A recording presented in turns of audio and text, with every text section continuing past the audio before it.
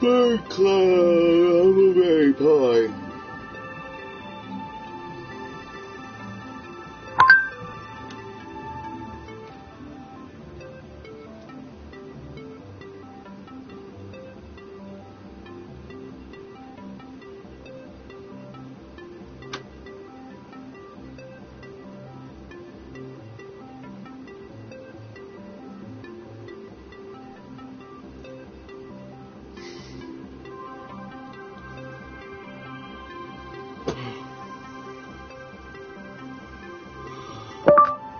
Bird cloud, huckleberry pie.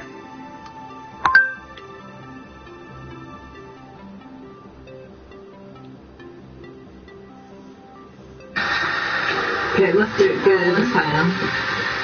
Roll it. 1, 2, ready, go. Well, I was 9 years old wearing my sports team sweatshirt. I walked into the store. Said I bought this here candy bar when I was here before. And the cashier lady looked me dead in the eye. Said, you're a lucky man. And in country's honest, coolest, they wanna chop off your hand. Where it's an eye for an eye and a tooth for a tooth.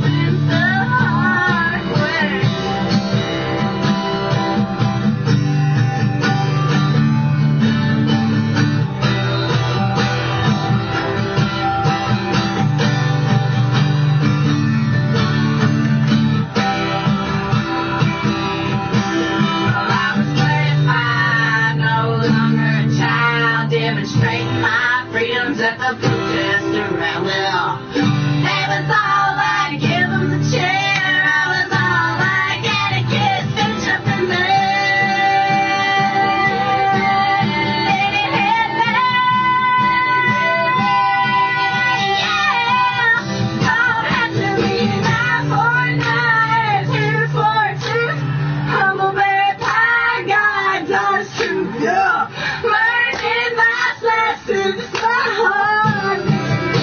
Yeah!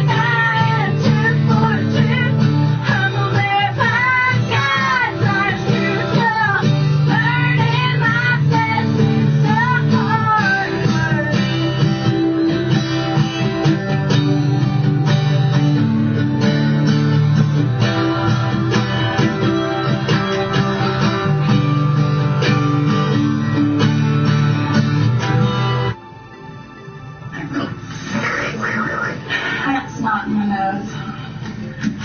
Take it a little bit.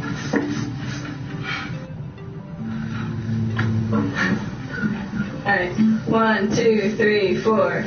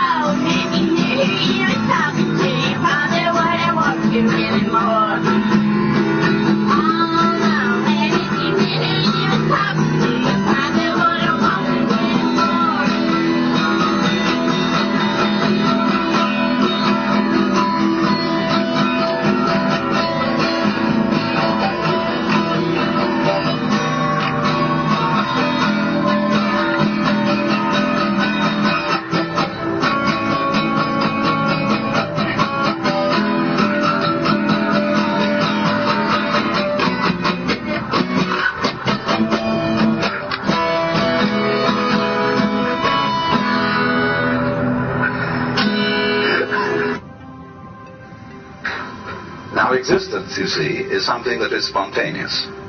The Chinese word for nature, zhiran,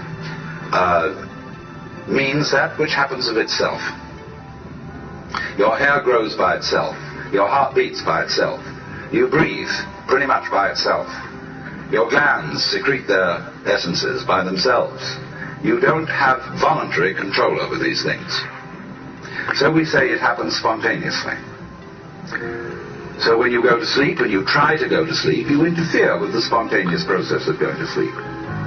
Try to breathe, real hard, and you find you get balled up in your breathing. So, if you're going to be human, you just have to trust yourself to have bowel movements and go to sleep and digest your food. Of course, if something goes seriously wrong and you need a surgeon, that's another matter. But by and large, the healthy human being doesn't, right from the start of life, need surgical interference. And he lets it happen by itself. So with the whole picture, that is fundamental to it. You've got to let go and let it happen. Because if you don't, you're going to be all clutched up. You're going to be constantly trying to do what can happen healthily only if you don't try. But we have a strange anxiety in us that if we don't interfere, it won't happen. Now that's the root of an enormous amount of trouble.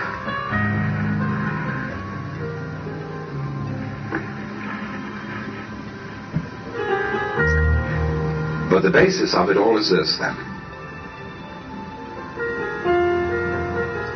If we say, you must survive, or I must survive, life is earnest, and I've got to go on, then your life is a drag, and not a game.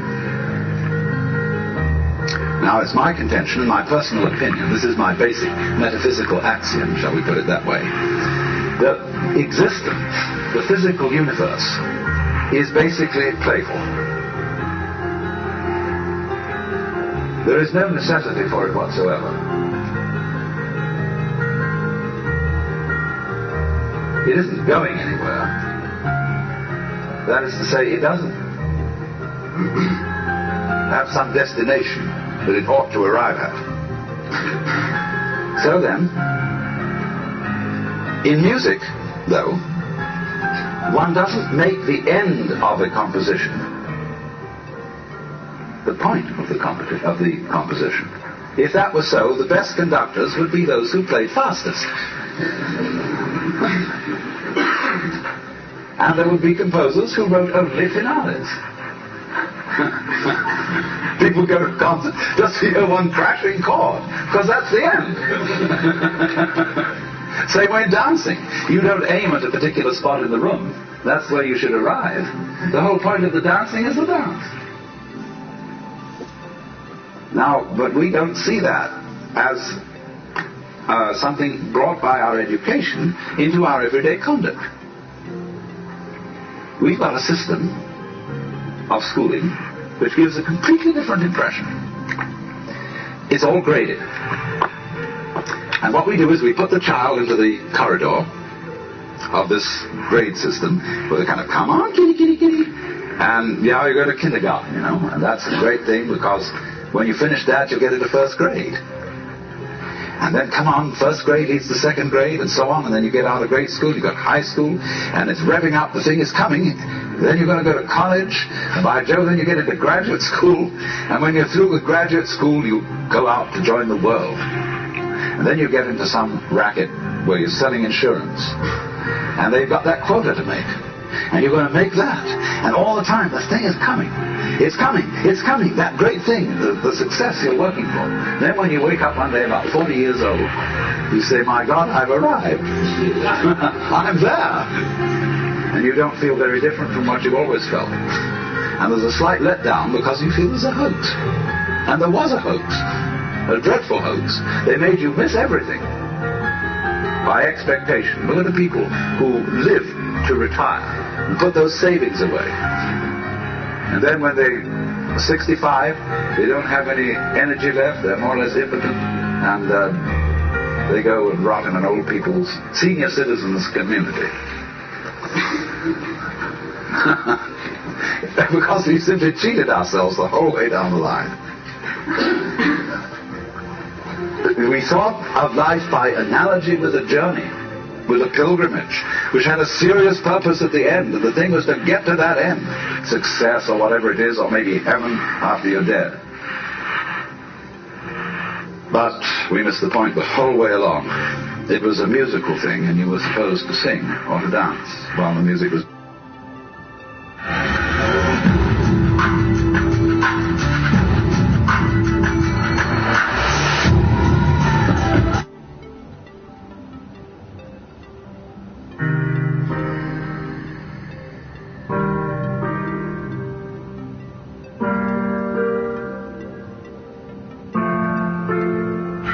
So then, in the metaphysical sphere, the mystic is the one who feels that everything that happens is in some way harmonious, is in some way right, is in some way an integral part of the universe. Now, when we transplant or translate that into the moral sphere, the sphere of human conduct, the equivalent is this: there are no wrong feelings.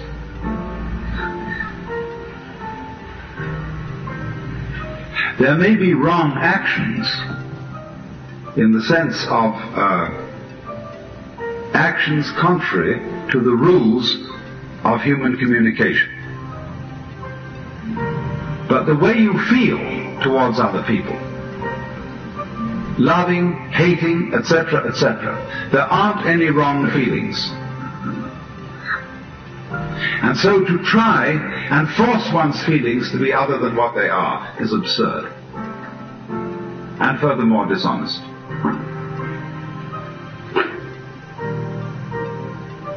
But you see, the idea that there are no wrong feelings is an immensely threatening idea to people who are afraid to feel in any case.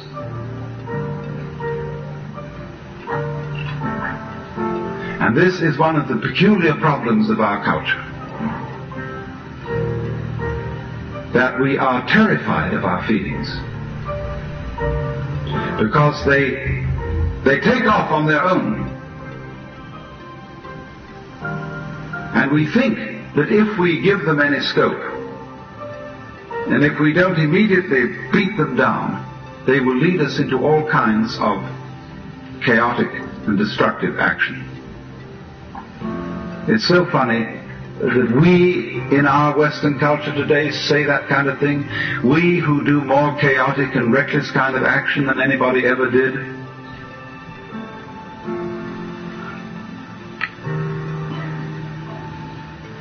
But if, for a change, we would allow our feelings and look upon their comings and goings as something as beautiful and as natural and necessary as changes in the weather, the going of night and day, and of the four seasons, we would be at peace with ourselves. Because what is problematic for Western man is not so much his struggles with other people and their needs and their problems as his struggle with his own feelings, with what he will allow himself to feel and what he won't allow himself to feel. He's ashamed to feel really profoundly sad, so much so that he could cry. It is not manly to cry. He is ashamed to loathe somebody, because you're not supposed to hate people. He's ashamed to be so overcome with the beauty of something, whether it be a natural landscape or a member of the opposite sex, that he goes out of his mind with this beauty. Because all that kind of thing is not being in control, old boy. Not kind of having your hand on a wheel.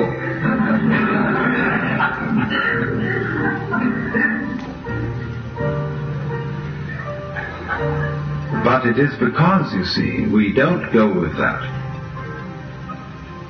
that we're not in control. That we try to pretend that our inner life is different. So I think this is the most releasing thing that anybody can possibly understand. That your inner feeling is never wrong. That's to say, what you feel, it's never wrong that you feel that way. It may not be a right guide to what you should do. In other words, if you feel that you hate someone intensely, it isn't necessarily the right way of dealing with that feeling to go out and cut his throat. But it is right that you should have the feeling of hating, or of being sad, or of what? Frightened, terrified, whatever it is. For you see, when a person comes to himself, he comes to be one with his own feeling. Have you ever seen someone that had their throat cut before? I saw a waitress at IHOP.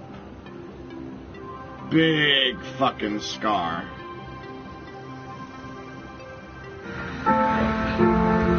And that is the only way of being in a position to control it. It is in exactly this way that the sailor...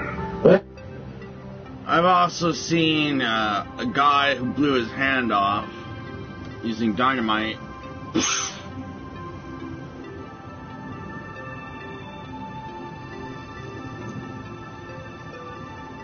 Alan Watts, man. You don't know Alan Watts? Shit.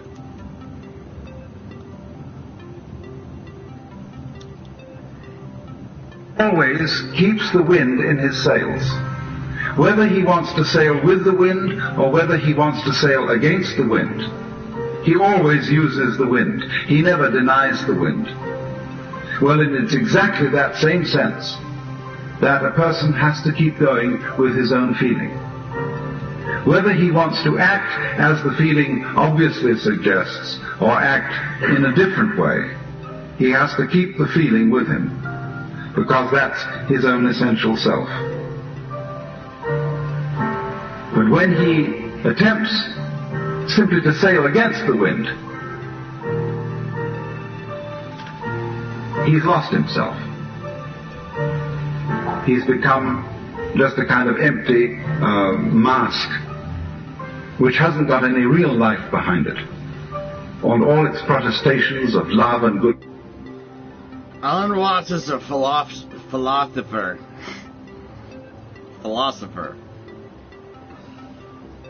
He's like a genius when it comes to human philosophy. Anything that deals with human emotion, especially.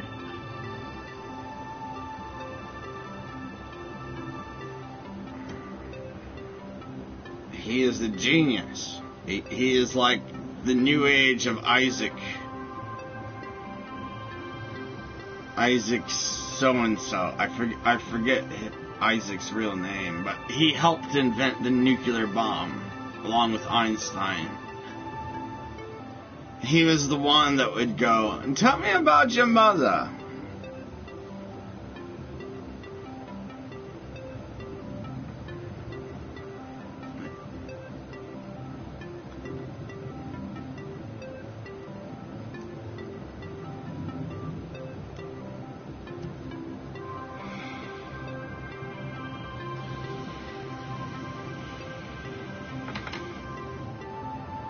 He would...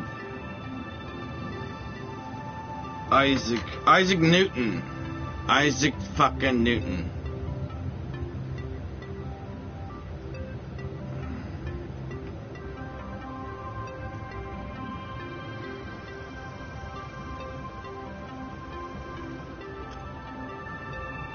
Yeah. He was the most brilliant therapist in existence, because he could he would listen, and he could just about take anybody's problems and date them all the way back to childhood.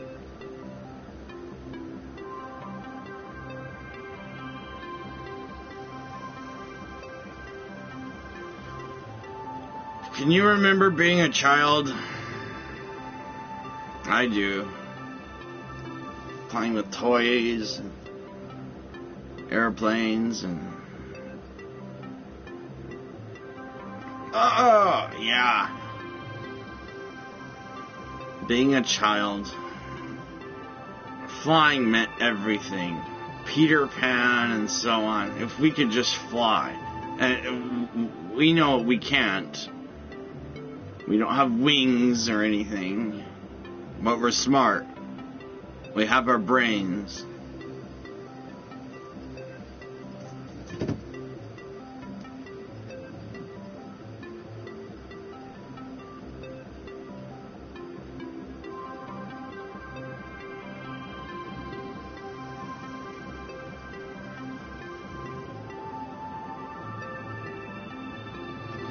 Still, it'd be nice to have wings and be able to fly.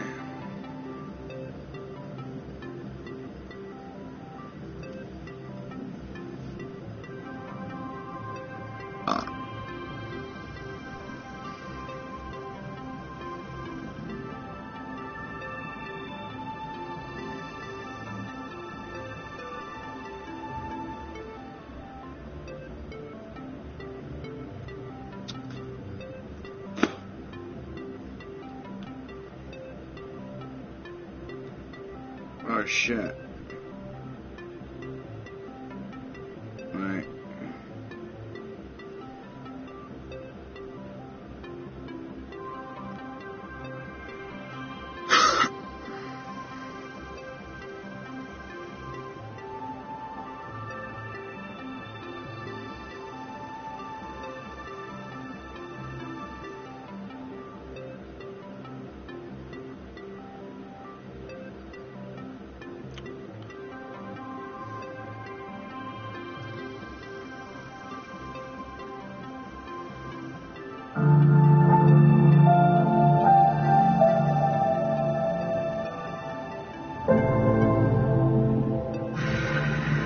Now, there's another aspect of the problem, and that is that a great deal of our negative attitude to the experience of pain, and acute physical pain I'm speaking of now, is connected with a certain culturally conditioned unwillingness to react to pain in the natural way.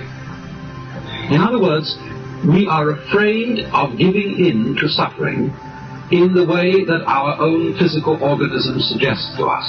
We are afraid of crying. We are afraid of screaming. We are afraid of going into those very undignified motions which constitute the human being's reaction in pain. Even though, as I just pointed out, we sometimes have the very same reactions in acute pleasure. But we are fundamentally ashamed of pain because we are taught that giving in to pain, weeping or something like that, is unmanly, sissy, or something like that. Now, it's a very dangerous doctrine that a human being should always be rigid in conditions of suffering. I often like to quote a passage from that Chinese philosopher Lao Tzu, L-A-O-T-Z-U, which says, "Man at his birth is supple and tender. In death he is rigid and hard. Plants when they are young are pliant and soft, but when dead they are brittle and dry. Thus, tenderness and softness are the companions of life, but rigidity and hardness are the companions of death." In other words, there is strength in weakness. Consider a cat.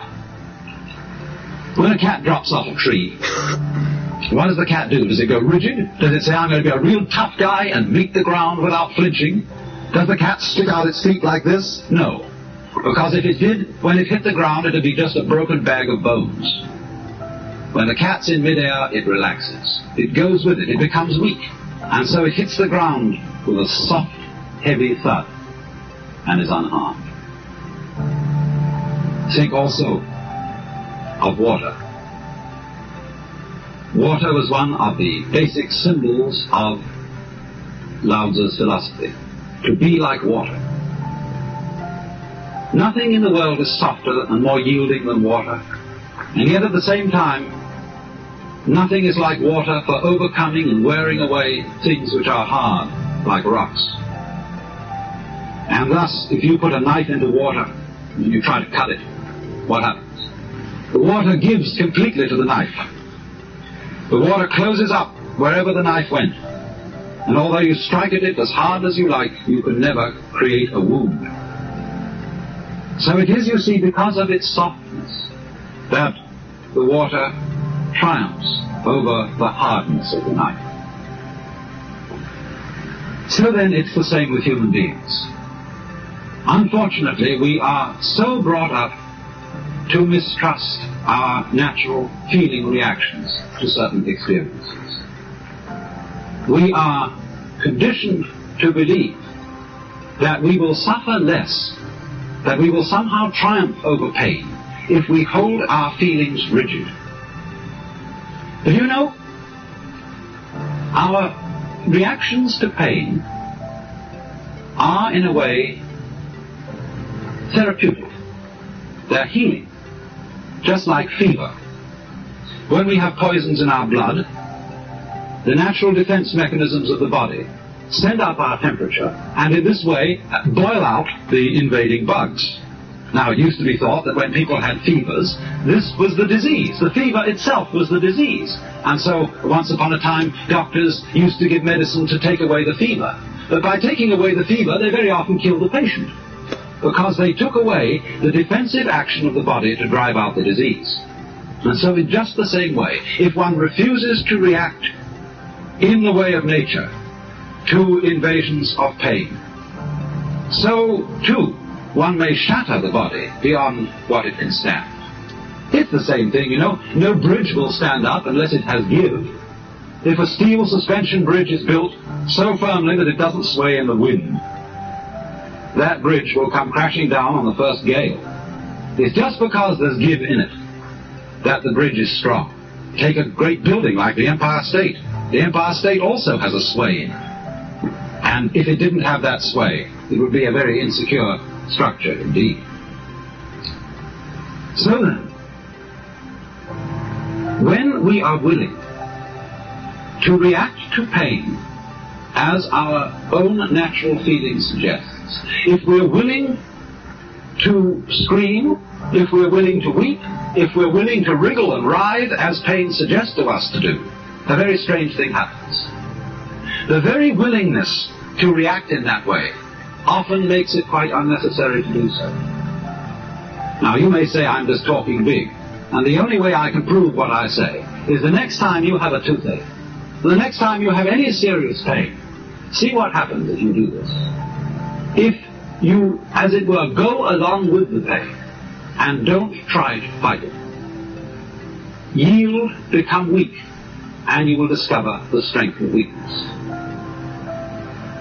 So then you see, this is not really an escapist philosophy at all. It is most definitely a philosophy of keeping in mind the actual reality of the situation in which you find yourself. I don't know what could be more realistic than this, what could be more fundamentally facing the hard facts of life. One keeps his attention on the actual concrete fact that is happening as distinct from our socially conditioned and inculcated ideas and attitudes about it. And this is really facing reality 100%. And so, there come out of this two basic results. The first is that when we don't resist pain, we don't set up a vicious circle in connection with it. Take the pain of fear again. Supposing you're in a situation where the doctor has told you you have to have an operation. And of course, if you're going to undergo this operation in the best way, you need to be rested, you need to have plenty of sleep, you need to be strong, and so on. Well, fine advice, isn't it? Because the moment you know you've got to have an operation, you're liable to get a bit frightened, and then you know you ought not to be frightened. You ought not to stay awake at nights and worry about it. You need sleep. And then you get afraid, you see, because you're afraid. You're afraid that your fear is going to lead to insomnia and debility, and so you're afraid of being afraid. And then because you see that you are afraid of being afraid, you are afraid because you are afraid because you are afraid. So that worry is always a vicious circle in which you are worrying because you worry, because you worry, because you worry. And this, as it were, builds up a whole chain of reactions which makes the pain of the fear worse and worse and worse. So then, if at any point in this link we can, as it were, be willing to be worried, and then you don't worry about being worried. Be willing to be afraid, then you don't have to be afraid of being afraid. And so this, in other words, diminishes the total amount of pain, because it doesn't allow the painful situation to build itself up and up and up and up. In the same way, if somebody stuck a hook into you and you pull away from it, well, the hook goes more deeply into you. But if you're caught like a fish on a hook and you go with the hook, this reduces the amount of tension. And this works backwards all the way down the line. Now there's also a second result. And that is that when our mind, our consciousness, our attention is fully focused on what is, on the actual situation, as I said, we are free from various thoughts about it and associations with it that bring up a context which makes the experience painful. So you might say that this is an attitude of taking things as they come, one at a time. For example, many of you who are not blessed with dishwashers have to wash many dishes day after day. And when you've been married as a woman for 10 or 11 years, one day you're sitting there at the sink, utterly weary of the whole thing. And in your mind's eye comes the immense pile of dishes which you've had to wash day after day in the past. There they are in your mind's eye, standing up, piled forever and ever on the draining board. And also in your mind's eye is that enormous pile of dishes that you're going to have to wash in the future. And you think, my life is that of a mere drudge. Washing dishes, washing dishes, washing dishes, and there's no end to it. But if you were realistic, you would see this. You have only one dish to wash in your life. This one. You can only wash one dish at a time. And that's the only one you have to deal with.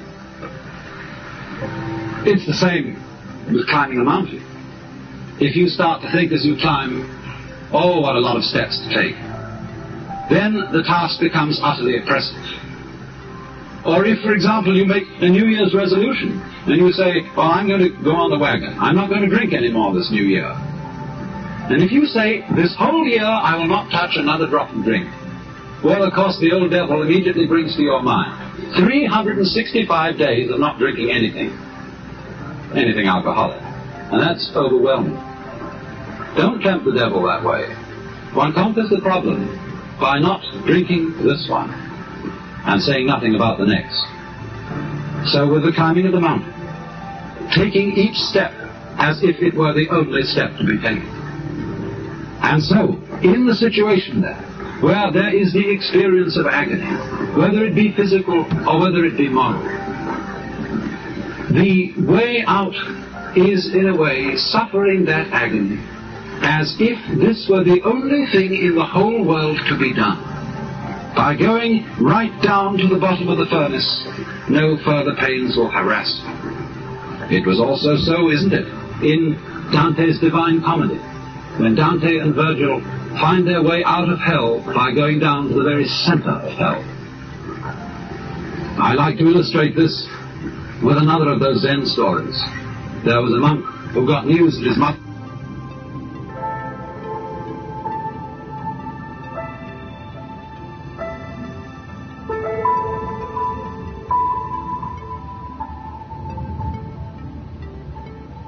So, if I may start by insulting your intelligence with what is called the most elementary lesson. The thing that we should have learned before we learned 1, 2, 3 and ABC, but somehow was overlooked.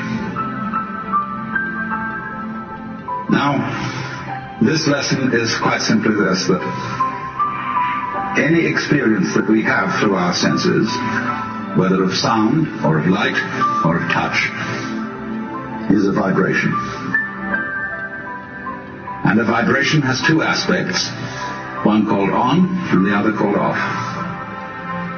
Vibration seems to be propagated in waves, and every wave system has crests and it has troughs. And so life is a system of now you see it, now you don't.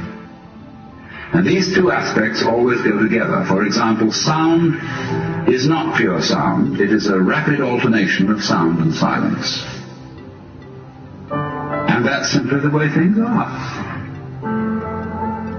Only you must remember that the crest and the trough of a wave are inseparable.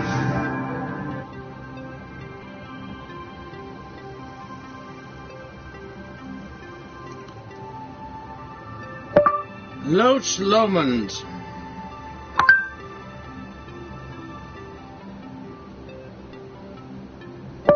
Loach Lomond.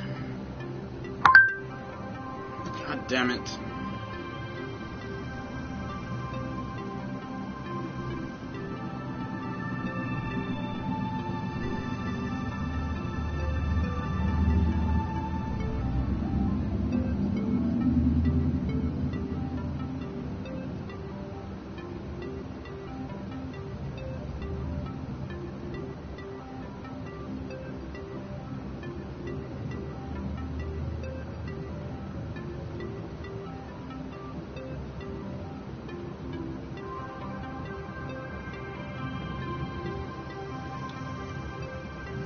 Wax in the wire.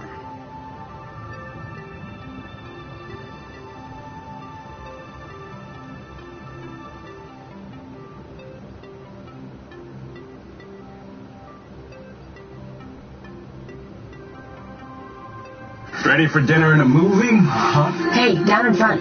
No. Sorry.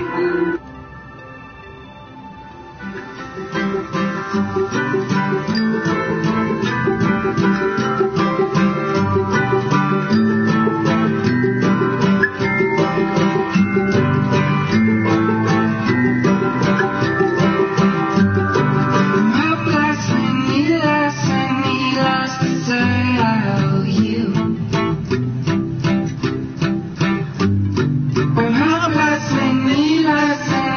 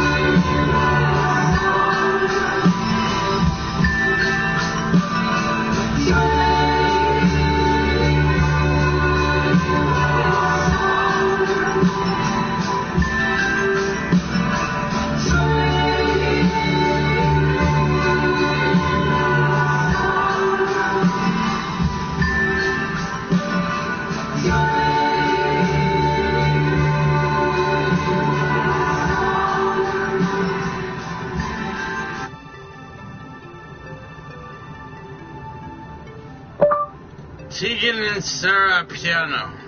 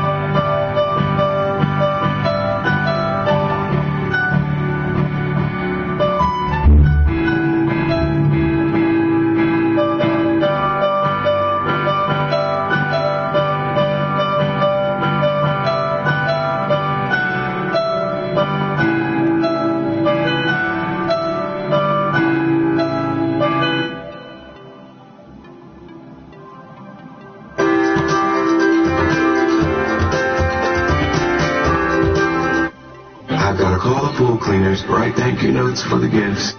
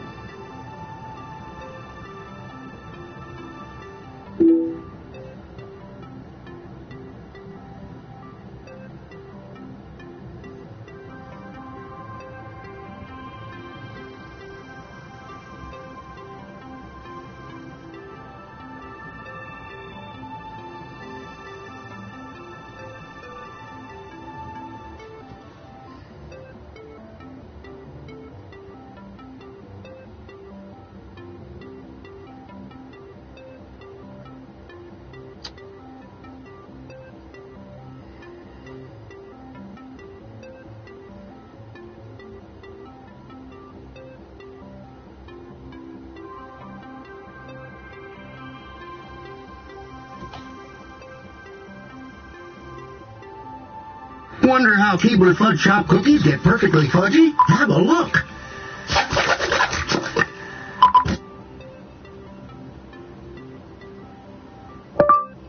Tegan and Sarah, xylophone back in your head.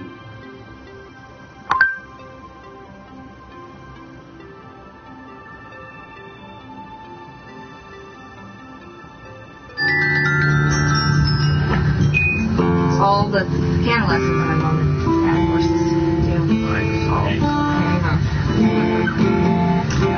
1, 2, 3, 4.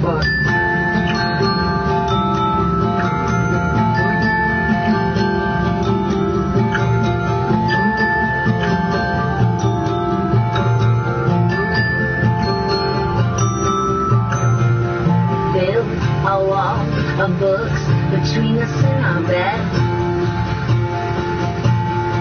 Repeat the words that I know we both said. Relax into the need, we get so comfortable. Remember when I was so strange and likable. I just want back in your head. Just one back in your head.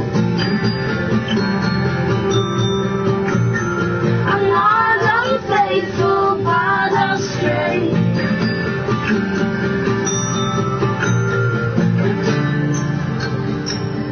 When I get a little scared, when I get a little scared, when I get a little, when I jerk away from holding hands with you, I know these habits hurt important parts of you. Remember when I was sweet and unexplainable?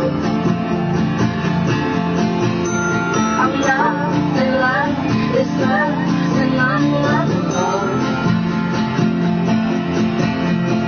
I just want back in your head. I just want back in your head. I'm not unfaithful, but I'll stray.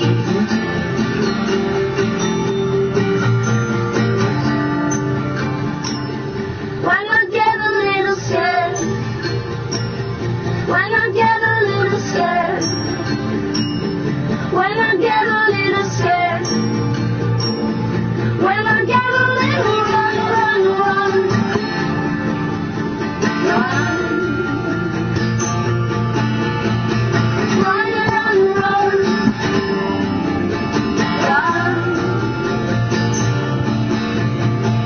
I just want back in your head. I just want back in your head. I'm not unfaithful, but I'll stray. I'm not unfaithful, but I'll stray.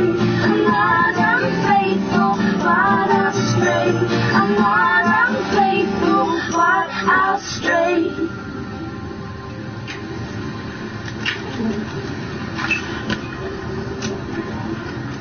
All right, the ocean.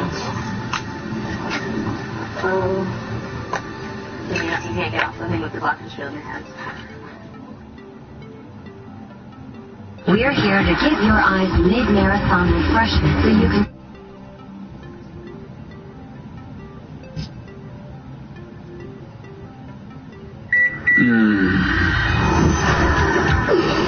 Devour the taste of your dreams.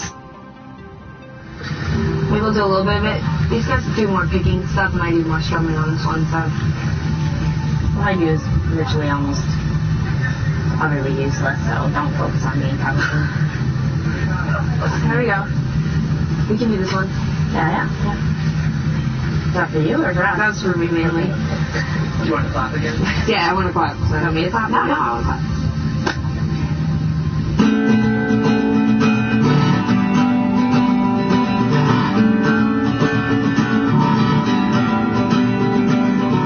When you wake, what is it that you think of most? When your bed is empty, do you really sleep alone? If I imagine you body next to another, all around me new love, yeah, makes me sad. All around me feeling sure that you'll be back. When I imagine you body next to another, stop crying in the ocean, stop crying over me, stop worrying over love, and stop worrying over me. Oh, it's been so long since you said, I know what I want's right here with you.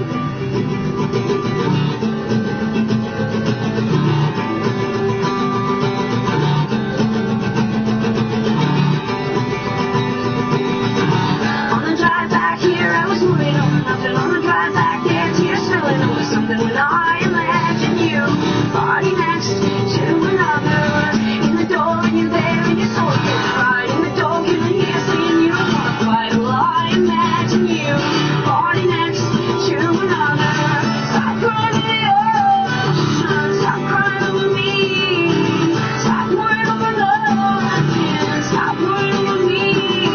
Oh, it's been so long since you said, well, I know what I want's right here with you.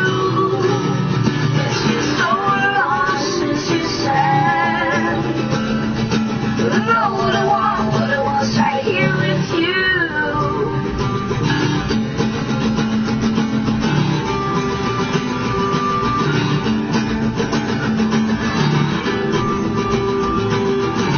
In a flashback to you, just brought attention to the mess. In a flash, you're on top, begging me to understand. I imagine you.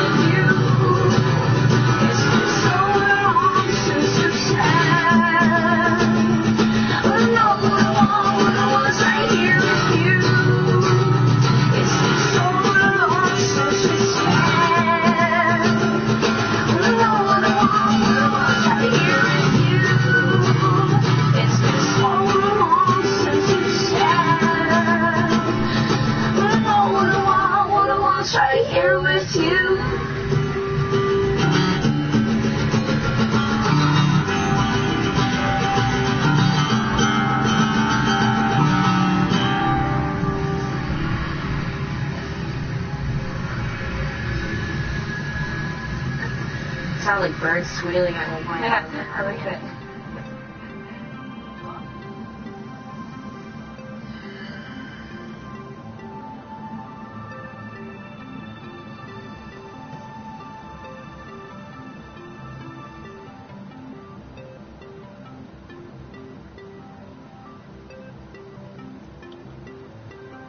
I think I'm gonna play some video games. I think I'm gonna get on Ark.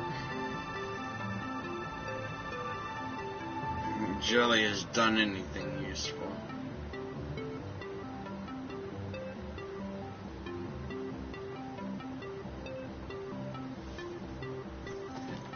Jelly's a useless cunt, dude. Unfortunately, he's useless as fuck.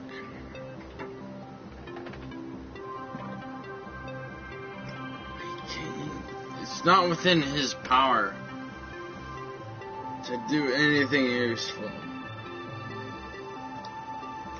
He thinks that he's doing useful shit, but he's not.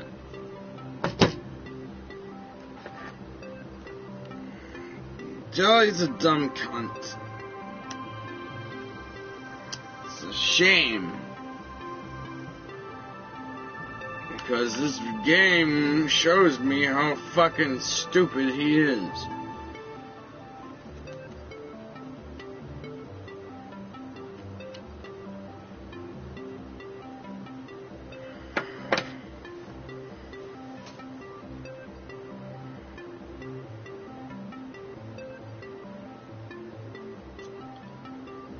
So I'm gonna go play it alone.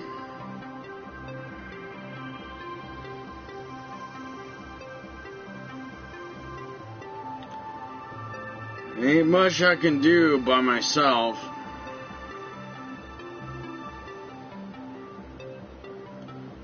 I mean that every other tribe is hunting us. I guess it doesn't matter if I stream it anymore.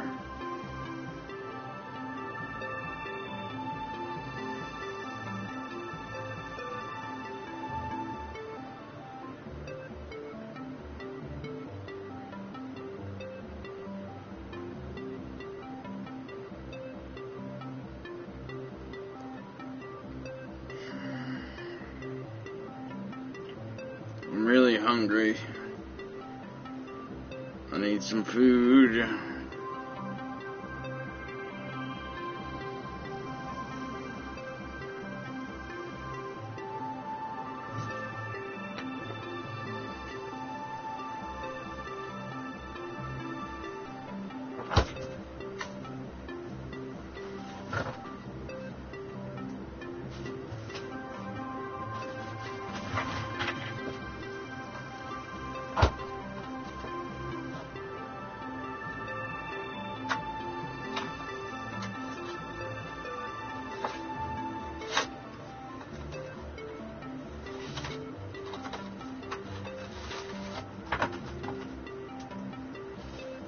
Been tearing this shit up. I love chicken, rice, and broccoli.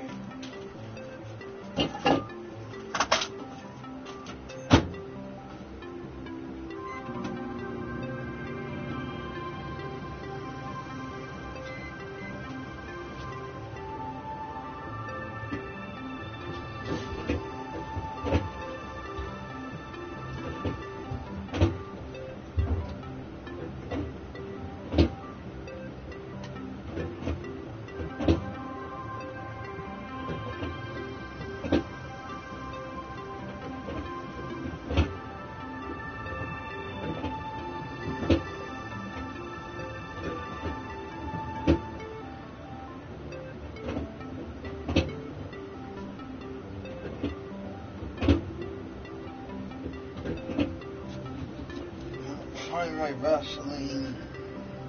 Oh. Dude, I'm hungry.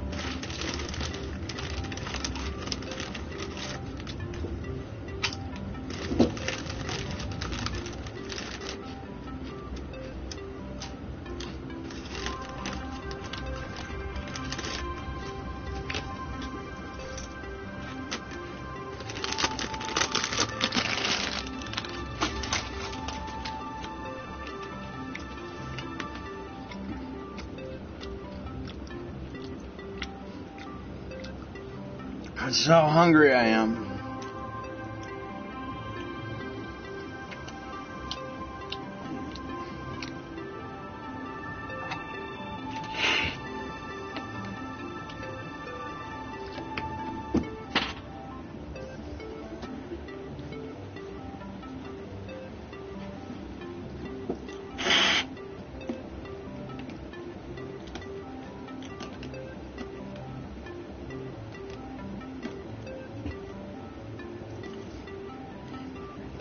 I tore Jelly Jungle a new one. Didn't mean to, but I had to.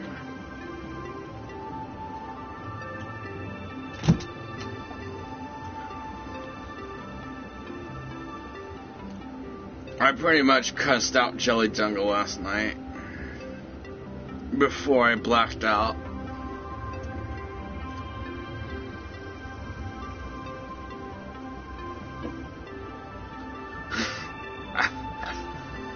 I don't know what I said. Something like, "You dumb motherfucker. Why the fuck do you even bother? I'll do it myself. Just shut the fuck up."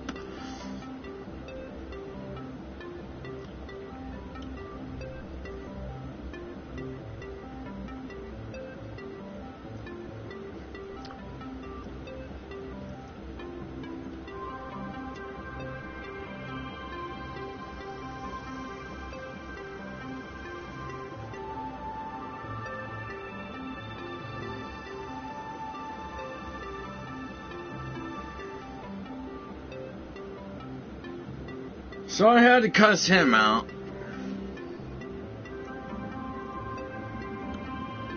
I had to.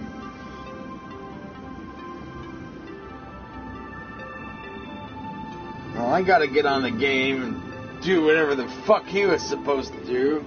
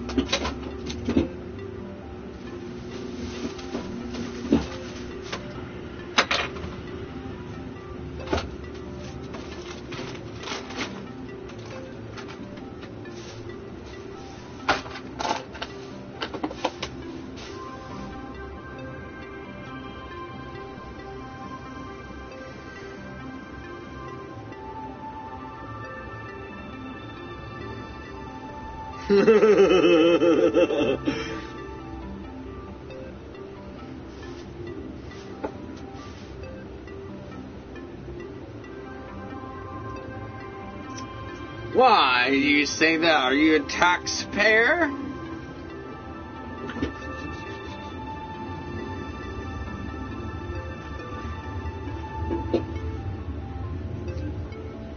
Eat shit, Frosty. Eat shit and die.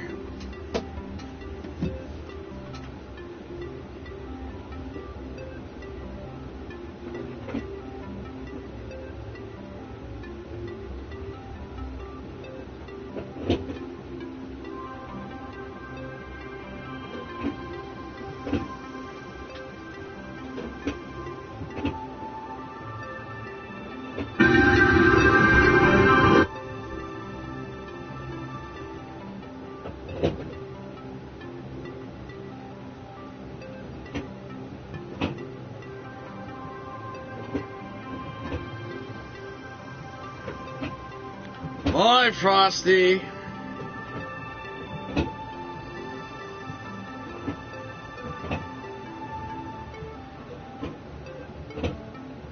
You're not even a taxpayer and you're bitching about me sucking up tax money. Shut the fuck up. Why don't you grow a pair?